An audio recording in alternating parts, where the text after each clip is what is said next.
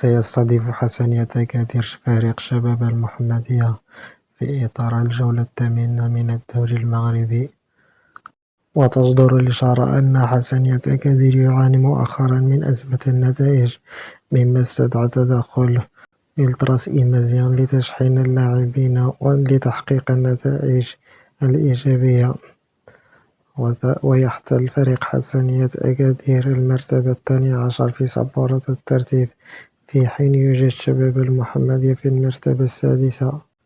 وستنقل المباراة على القناة الرياضية يوم الجمعة على الساعة 6 مساء.